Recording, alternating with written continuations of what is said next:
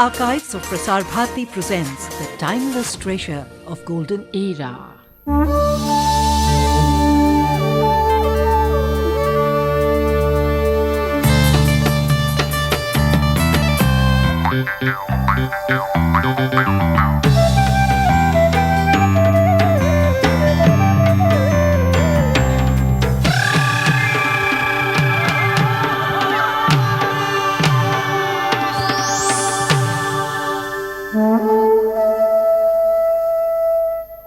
On the 16th of this month, the Northeastern Council met in New Delhi. It was after a long gap that all 7 chief ministers and governors were present. This was held at a time when Northeastern Council came under severe criticism for its limitations. Agenda discusses the relevance of the Northeastern Council.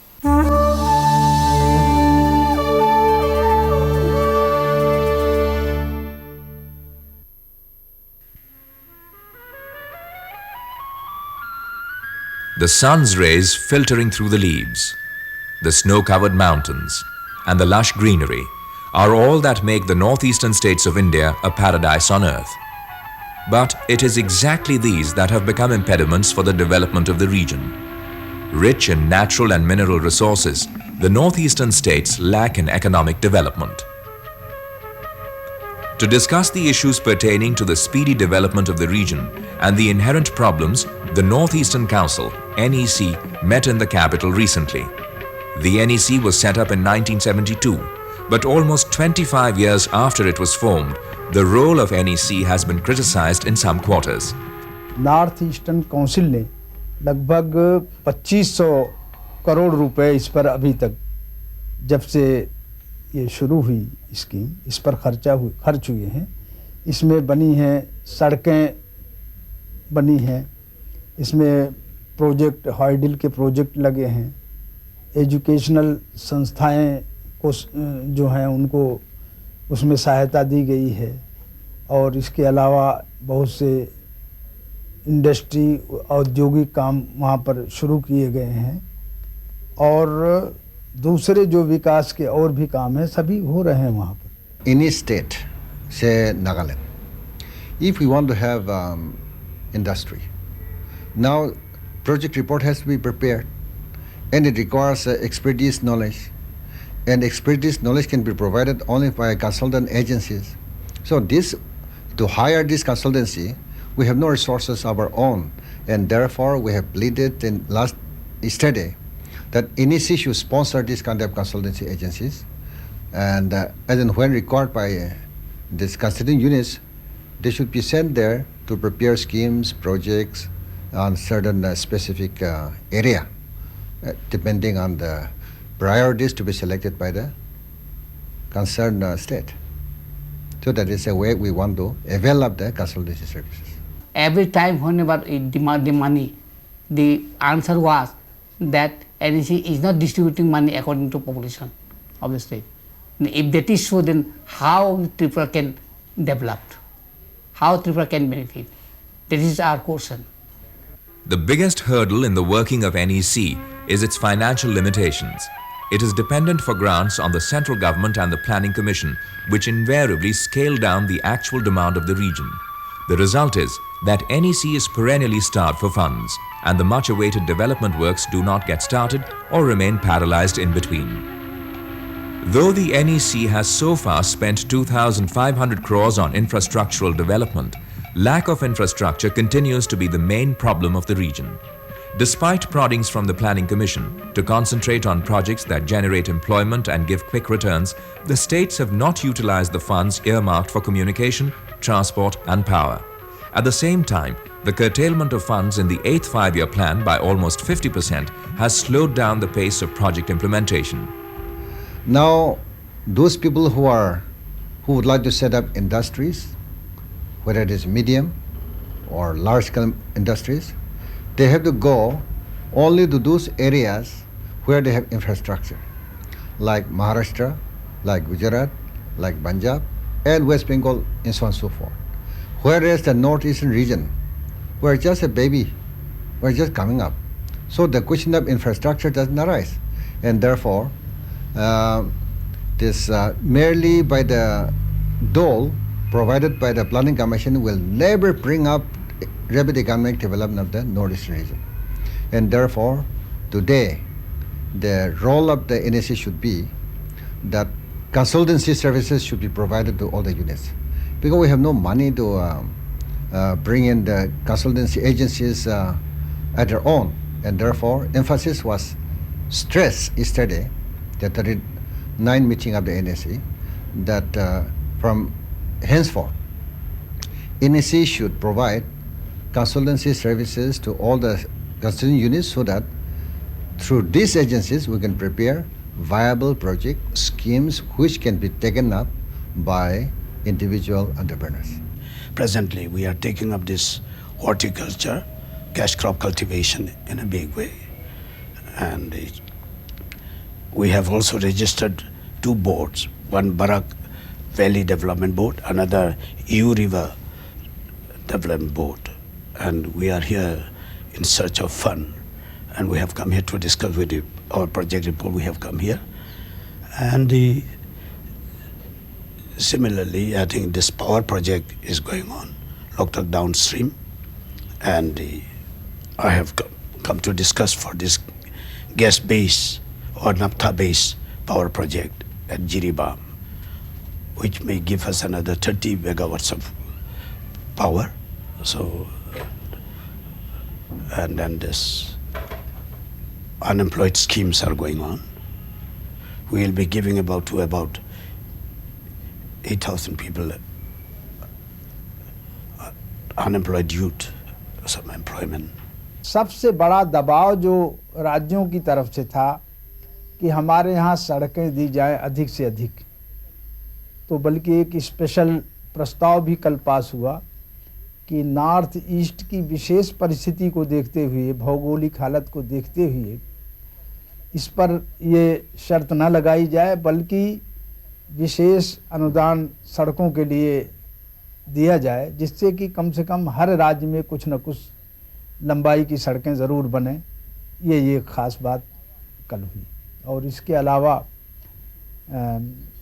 Communication के बारे में, ख़ास तौर से एयरपोर्टों के सुधार के बारे में, नए एयरपोर्ट बनाने के संबंध में, रेलवे लाइन का और विस्तार करने के संबंध में, कुछ और रेलवे जिन राज्यों में रेलवे नहीं है वहाँ पर रेलवे लाइन बनाने के लिए, कुछ जो छोटी लाइनें हैं वहाँ पर उनको बड़ी लाइन में बदलने के लिए, इस तरह की बहुत सी बातें मांग की गई। सबसे ज़्यादा जोर जो लोगों का था कम्युनिकेशन पर था। Bogging down the NEC, it appears that the restructuring of NEC is imminent. But unless something is done soon about the perennial starvation of NEC for grants, the time may not be far when the state governments will start ignoring it. After all, how long can mere hopes sustain NEC? What they call restructuring is the first aspect which I told. Who is to chair the NEC is the only point. Now the governor of a particular state, he happens to be the chairman, and it goes very difficult when the chief ministers are there. I don't think that it would be correct to give the powers to the governor of that area rather than the chief minister, or if possible either the home minister or the deputy chairman of the planning commission. They should be able to head this institution so that we are able to take proper decision and implement the same. Last week, New Delhi witnessed colourful life forms of the Northeast. The pavilions at the India International Trade Fair drew enthusiastic response from the visitors. Trading and inquiries were brisk, but what captivated all were the colourful State Day celebrations.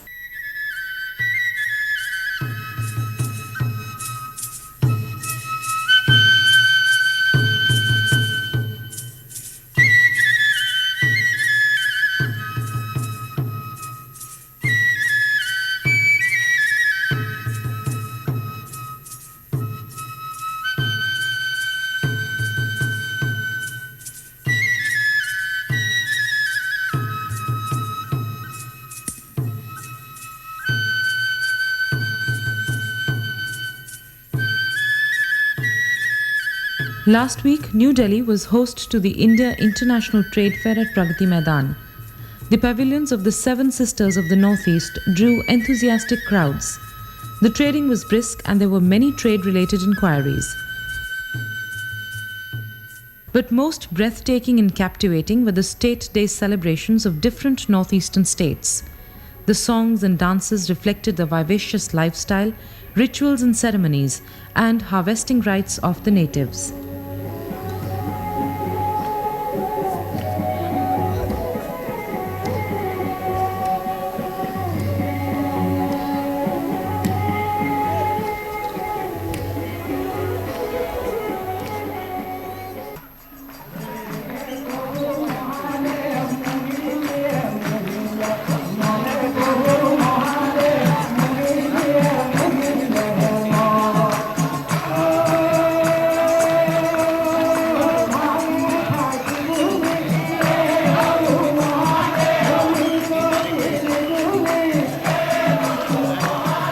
The dances are the life and breath of these simple people.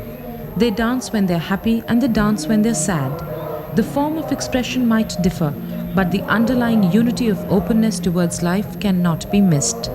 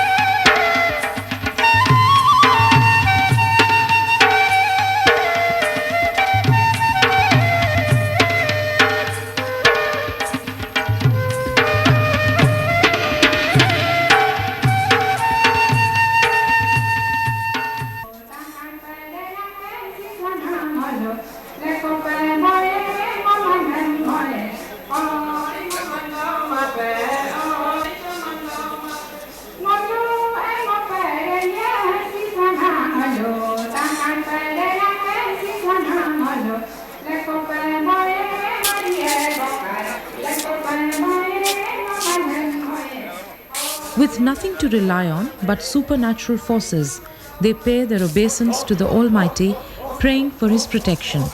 And what could be better than the ritual dancing?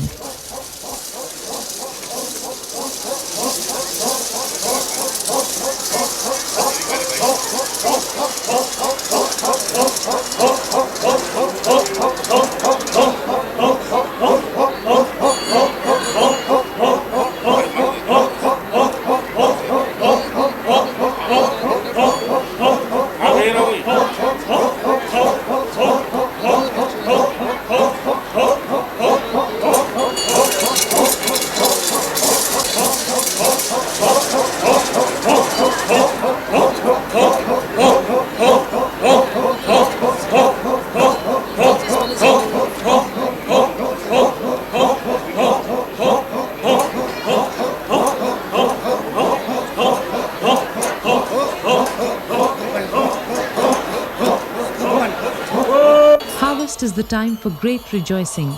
The many moods of the farmers and their families are in full bloom. But most captivating is their war dance. The wars are fought no more, but the tradition continues.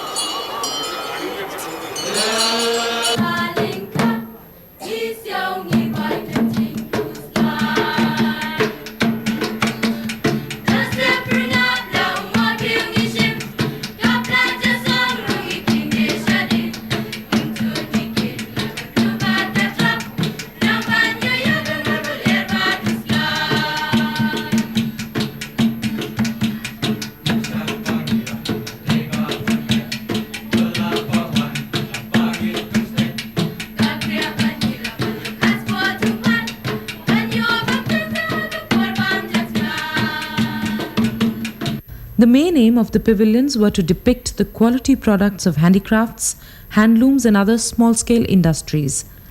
The pavilions also depicted visually the progress and prosperity made by the states in the last few years. The objective is to promote the small-scale industries.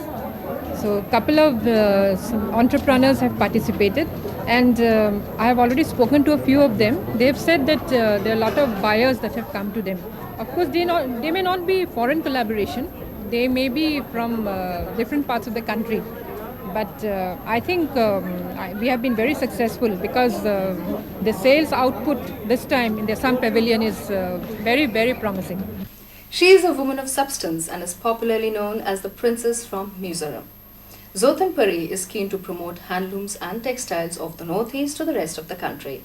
And for this very purpose, she has recently set up the Center for Mountain Culture and Development.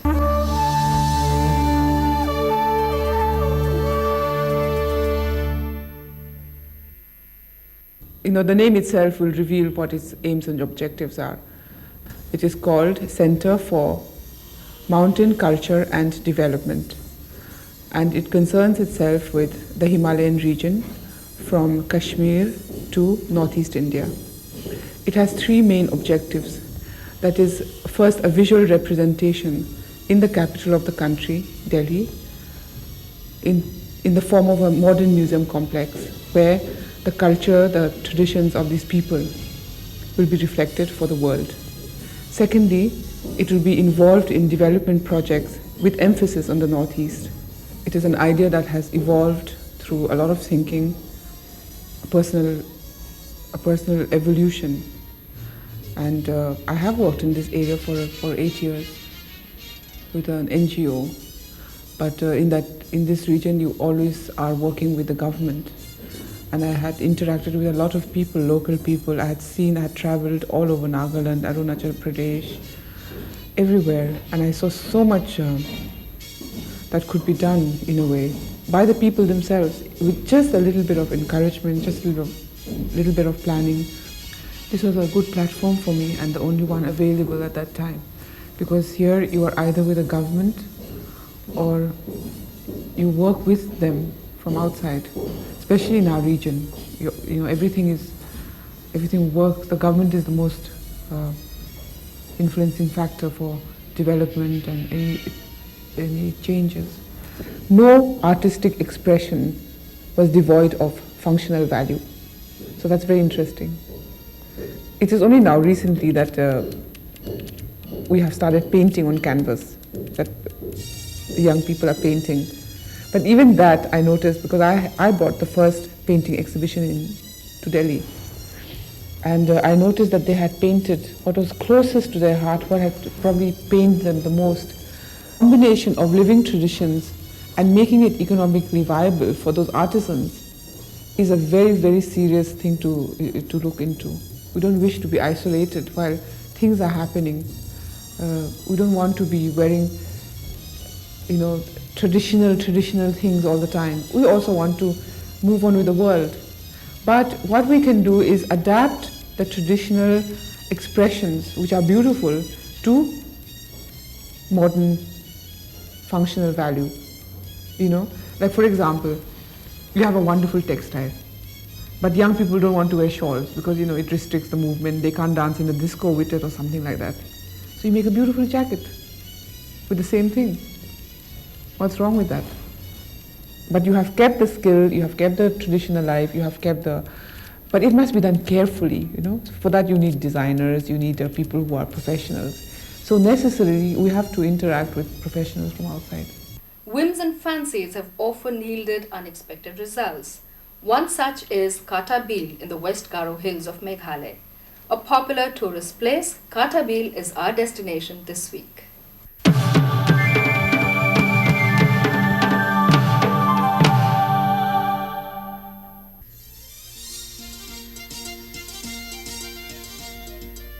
Whims and fancies of kings have yielded unexpected results. One such whim created Kata Beel, or the lake of the water goddess.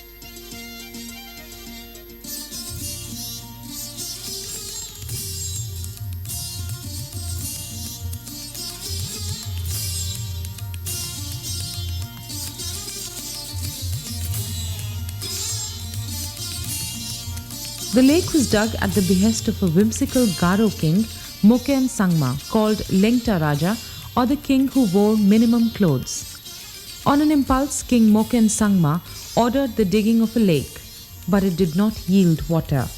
Frustrated and angry, he had another lake dug a kilometer away. Later, his secretary advised him to offer a grand sacrifice. On the eve of the sacrifice, Kata Beel was miraculously filled. Today, this beautiful lake stands as a reminder of the zeal of a mad king.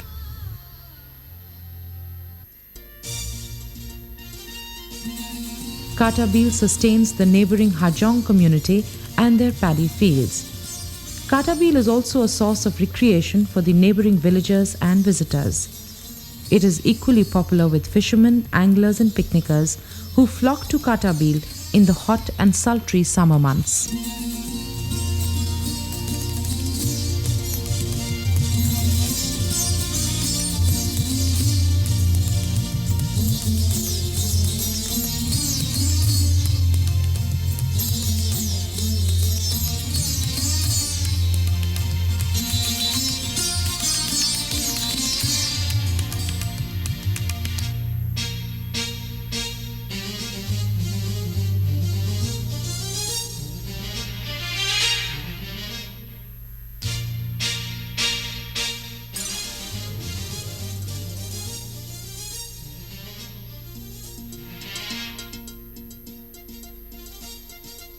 Destination information: Katabil. Road link: Katabil is 80 kilometers from Tura. It is around 3 hours drive from Tura. Rail: nearest railhead is Guwahati, which is 400 kilometers from Katabil. Air: nearest airport is Guwahati. Hotels: accommodation is available at the tourist guest house.